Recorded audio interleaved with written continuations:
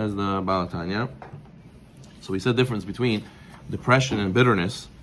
Depression is when you feel broken and you're desensitized and you're so sad for what happened, and therefore you fall apart. You become paralyzed. You just don't know what to do with yourself. But then that's bad. That's from klipa. That's from the other side, evil side. But we want to sometimes use bitterness. Sometimes it's good to have bitterness, because bitterness is I feel bad for what I did. I feel bad for the sins I did, and that's going to recharge me, motivate me to do the right thing. You know, like you tell a guy, "Come on, what's with you? 3-4 days, you missed nets. Oh, what's going to be with you?" The guy says, "Yeah, you know what? You're right." He feels bitter with himself, but it's positive because there's going to come out something positive from this. He's going to do teshuvah. So that's the depression, that's sadness that's connected to the holy side, and that's recommended for a short amount of time, and then it's supposed to spur you into doing teshuvah. Okay, and so we said that this kind of bitterness is from the gevurot kedushot. It's from the holy energy of gevura, holy gevura, harshness, holy harshness. And simcha mechinat chasadim, and joy, you always have to do the mitzvot with joy. Now Rizal says everything he gained in spirituality is from this, that he used to do mitzvot with joy. So he says that comes from chesed. That ki alev kalul mishtain, because the heart contains both. You know, interesting. The heart has two sides, right? Two ventricles, right?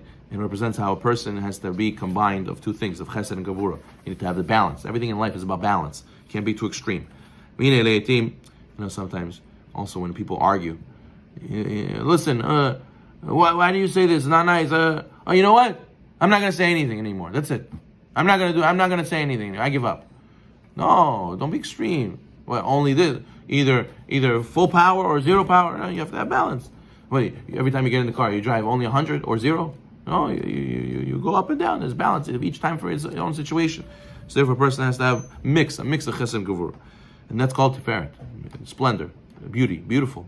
Balance makes everything beautiful. What is a lot of people say, what is beautiful? A lot of people like automatically things that are symmetrical, things that are equal on both sides. It's even. It's not like lopsided. Everything looks like in proportion. That looks beautiful. So therefore, a person has to have proportion and beauty and balance to have a beautiful life.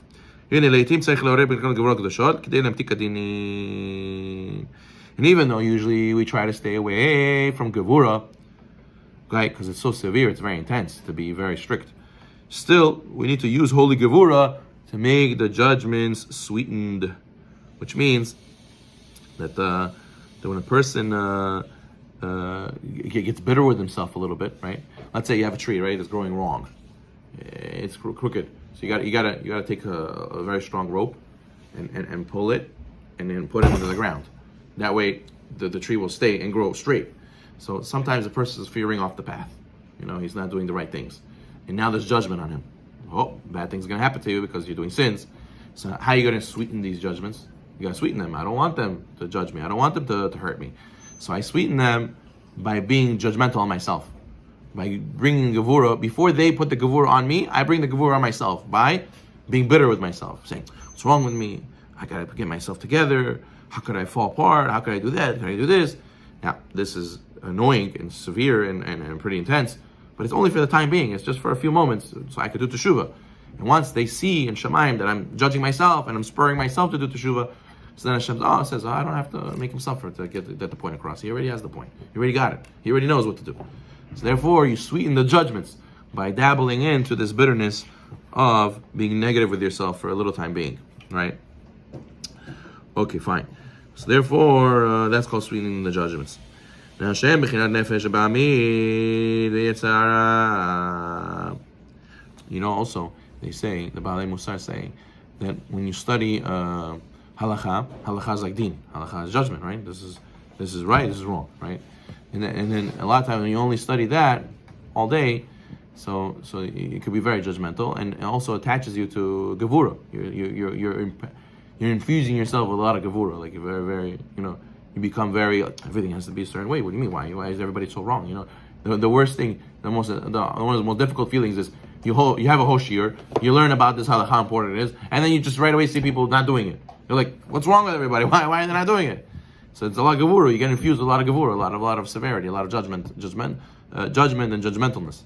So therefore, what do they say? You have to also study a little bit of Chassidut. You have to study a little bit of Kabbalah, which means it represents Chesed. Like you learn it, and it's like about the greatness of Hashem, the greatness of the Jewish people, the hidden secrets of the Torah, and it enlightens you, and you look at the world differently, and it sweetens that outlook that you would have had of severity. It sweetens the judgments. So therefore, it's good to have a balance in how you look at the other world.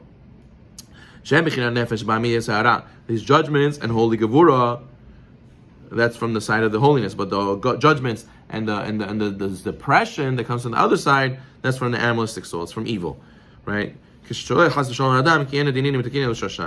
They're allowed to have controlling influence on a person, and the judgments can only be eliminated by sweetening them at their source through holy gevura. And that's why the sages said, person should always make his impulse to get angry and his impulse to evil. What does it mean? Your Yetzer Tov should get angry with your Yetzer Hara. It means your Yetzer Tov should become bitter with what your Yetzer Hara made you do. You have to be bitter. You have to get angry and say, "How can I do this? I have to make the tshuva. What's wrong with me?" That's what it means. The Yetzer Tov has to get angry at the Yetzer Hara. What are you doing? Why did the Yetzer Hara let you do that? And then it'll spur you to do teshuva, and you'll get out of with listening to the Yetzer Hara. All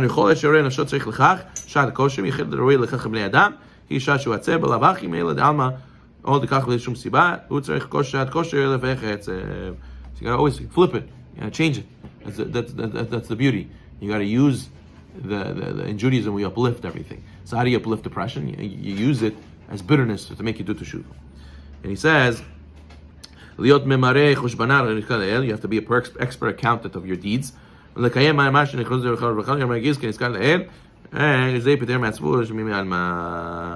way you rid yourself of depression over material circumstances.